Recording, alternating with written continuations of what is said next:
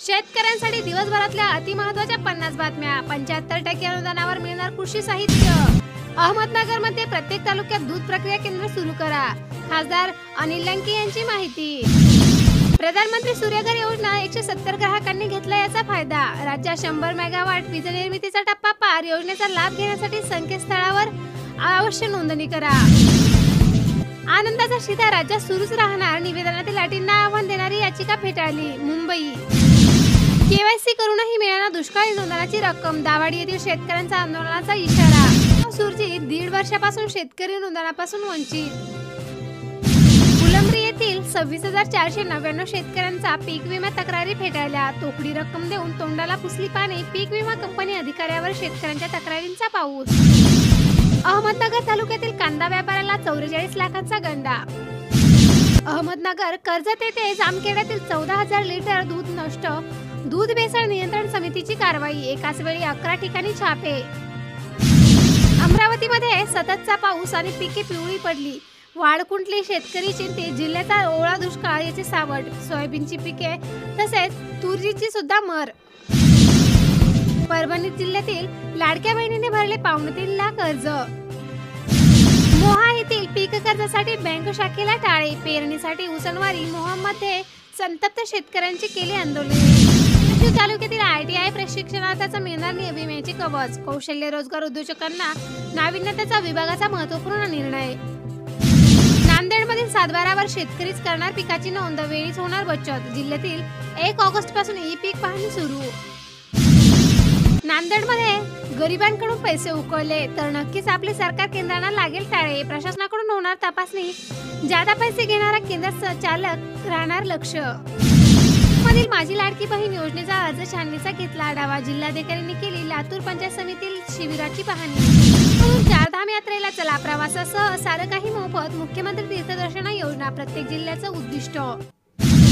लातूरमध्ये पैसे घेतले तर पण तिकिटे दिली नाही. 90 वाहकांवर काल झाली कारवाई. परिवहन महामंडळ विविध मार्गांवर पथकाकडून बसेसची तपासणी. औसामधील प्रशासन आदेशानंतरही धान्य वाटपास ब्रेक. 2 महिन्यांचे एकत्रित वाटप सुरू. जालना जिल्ह्यामध्ये शेतकऱ्यांनी ई-पीक पाहणीची नोंदणी करावी. जिल्हाधिकारी श्रीकृष्ण पांचाळ यांचे आवाहन. पाटोडा मधील चक्रा मारून लाडकी बहीण थकली.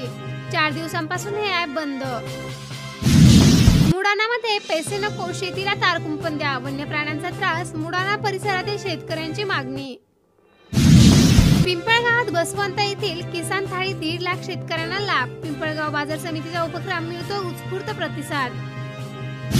मुंबईमधील लाडकी बहीण योजना महिलांसाठी लाभदायक. आव्हान याचिका उच्च न्यायालयाने फेटाळली. या ठिकाणी सोयाबीन वाढले. कापूस घटला. राज्यात भात लावणी वेगात. बुलढाणामध्ये 55,000 दुकानदारांनी शासन जमा केल्यास ई-पॉस मशीन. मलकापूरमधील विमा कंपनी कार्यालयात शिवसेनेने ठोकले कुलूप. सरसकट पीक विमा देण्याची मागणी.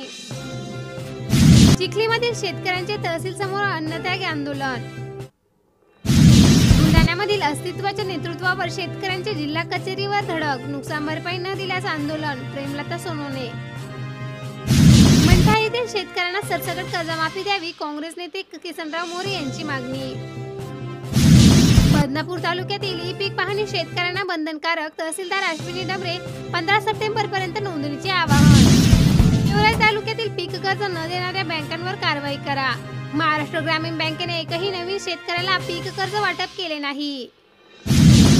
जळगाव जिल्ह्यातील अतिपावसामुळे नुकसानीचे पंचनामे करून अहवाल सादर करा. पालकमंत्री गुलाबराव पाटील यांचे जिल्हा प्रशासनाला निर्देश.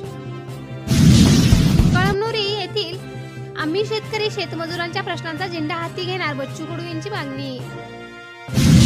पाटण येथील कोयना धरणाचे दरवाजे 4 फुटांवर. धरणातून 22,100 क्युसेक विसर्ग पाणीसाठा. 86.11 TMC. चाफळ येथील मुसळधार पावसाने कडधान्यांचे नुकसान. सातारा जिल्ह्यातील होमगार्ड भरती आजपासून प्रक्रिया सुरू. नागपूर येथील नुकसानग्रस्तांना आर्थिक मदत.